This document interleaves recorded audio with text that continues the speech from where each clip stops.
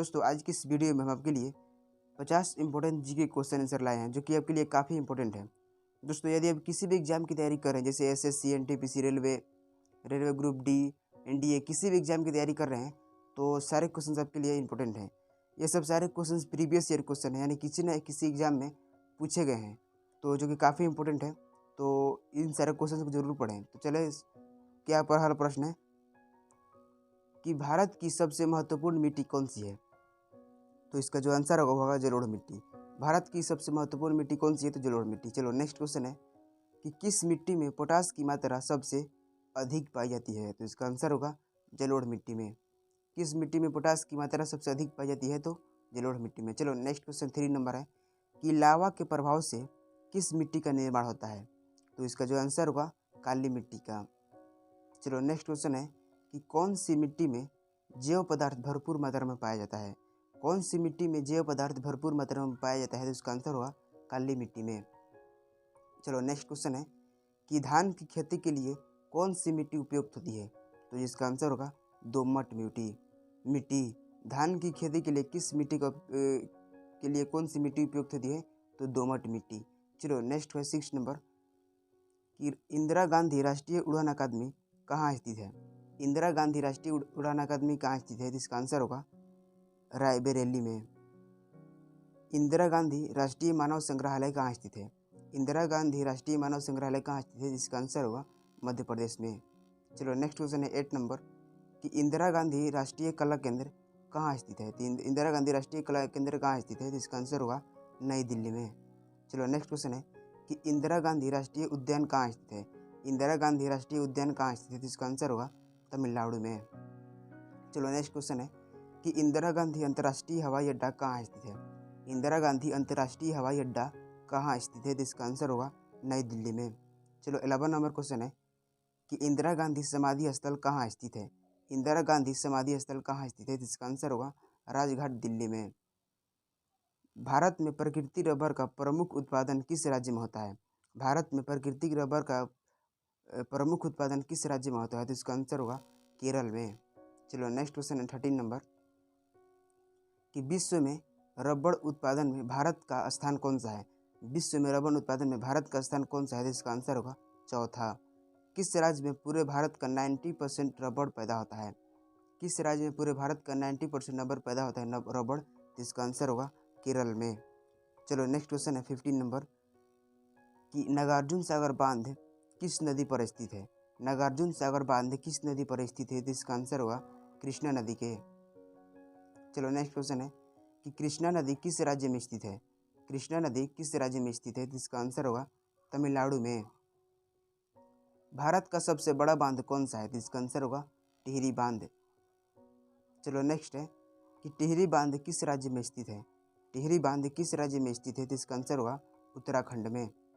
भारत का सबसे लंबा बांध कौन सा है? तो इसका आंसर होगा हीराकुंड बांध।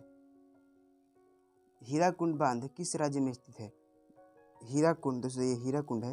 हीराकुंड बांध किस राज्य में स्थित है? तो इसका आंसर होगा उड़ीसा के संबलपुर जिले में। चलो नेक्स्ट क्वेश्चन है कि भारत में कितने राज्य समुद्र तट से लगे हुए हैं? भारत में कितने राज्य समुद्र तट से लगे हुए हैं? तो इसका आंसर होगा 9। और कौन कौन से हैं? तो ये रहा भारत के तटीय राज्य कौन कौन से हैं? तो गुजरात, महाराष्ट्र, गोवा, कर्नाटक, केरल, तमिलनाडु, आंध्र प्रदेश, उड़ीसा, पश्चिम बंगाल। चलो नेक्स्ट क्वेश्चन है कि भारत की कुल तटीय सीमा की लंबाई कितनी है? भारत की कुल तटीय सीमा की लंबाई कितनी है? तो इसका आंसर होगा 7516 किलोमीटर। चलो नेक्स्ट क्वेश्चन है कि सूर्य प्रकाश धरती तक पहुंचने में कितने मिनट लेती है? तो इसका आंसर होगा 8.3 मिनट।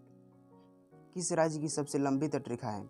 किस राज्य की सबसे लंबी तटरेखा है? तो इसका आंसर होगा गुजरात की।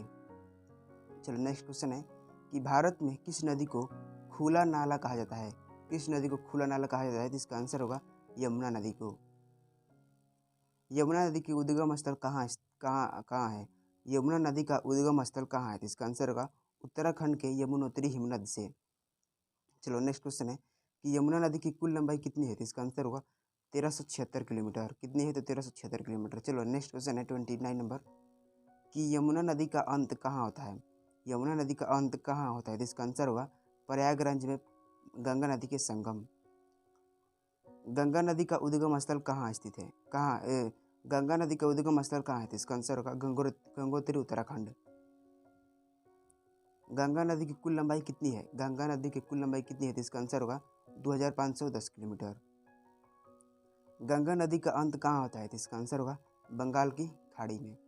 राप्ती नदी का उद्गम स्थल कहाँ है? तो इसका आंसर होगा नेपाल में।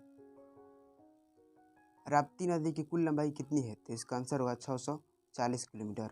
राप्ती नदी का अंत कहाँ होता है? तो इसका आंसर होगा बारहस के निकट घाघरा नदी में।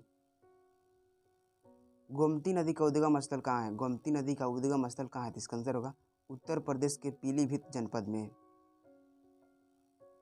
गोमती नदी की कुल लंबाई कितनी है? तो इसका आंसर होगा 960 किलोमीटर।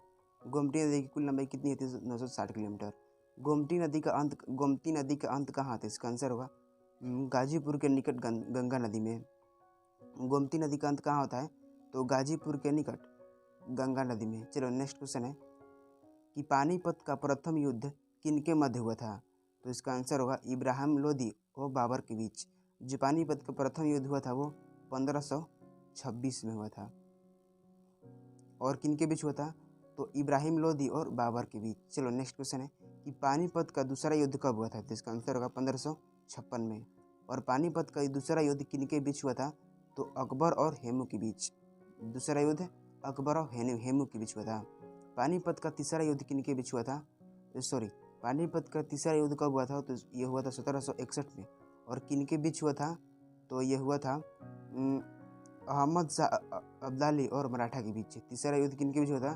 तो अहमद शाह अब्दाली और मराठा के बीच। चलो नेक्स्ट क्वेश्चन है कि हड़प्पा सभ्यता के उत्तर व दक्षिण बिंदु के बीच की दूरी क्या है? हड़प्पा सभ्यता के उत्तर व दक्षिण बिंदुओं के बीच की दूरी क्या है? तो इसका आंसर होगा 1200 किलोमीटर। असहयोग प्रस्ताव कांग्रेस किस अधिवेशन में पास किया गया था? असहयोग प्रस्ताव कांग्रेस किस अधिवेशन में पास किया गया था? तो इसका आंसर होगा कलकत्ता अधिवेशन 4 सितंबर 1920 को। भारत की कौन सी पर्वत श्रेणी न्यूनतम है? तो इसका आंसर होगा हिमालय। चलो नेक्स्ट है 47 नंबर कि भारत का सर्वोच्च पर्वत शिखर कौन सा है? तो इसका आंसर होगा कंचनजंगा। किस हिमालय चोटी को सागरमाथा कहते हैं? तो इसका आंसर होगा माउंट एवरेस्ट को। जो माउंट एवरेस्ट को सागरमाथा के नाम से भी जानते हैं। चलो नेक्स्ट क्वेश्चन है कि नंदा देवी चोटी किस भाग का है? नंदा देवी चोटी किसका भाग है? तो इसका आंसर होगा कुमायूं हिमालय। जो नंदा देवी चोटी है वो कुमायूं हिमालय का भाग है। चलो नेक्स्ट है कि पलासी के युद्ध के समय बंगाल का नवाब कौन था? तो इसका आंसर होगा सिराजुद्दौला। पलासी के युद्ध के समय बंगाल का नवाब कौन था? तो सिराजुद्दौला। आज के लिए इतना ही। अगर वीडियो पसंद आया तो वीडियो को लाइक करें और सब्सक्राइब करें हमारे चैनल को। दोस्तों इस चैनल पर इसी तरह से जीके क्वेश्चन आते रहते हैं। तो चलिए मिलते हैं अगले वीडियो में, तब तक के लिए गुड बाय।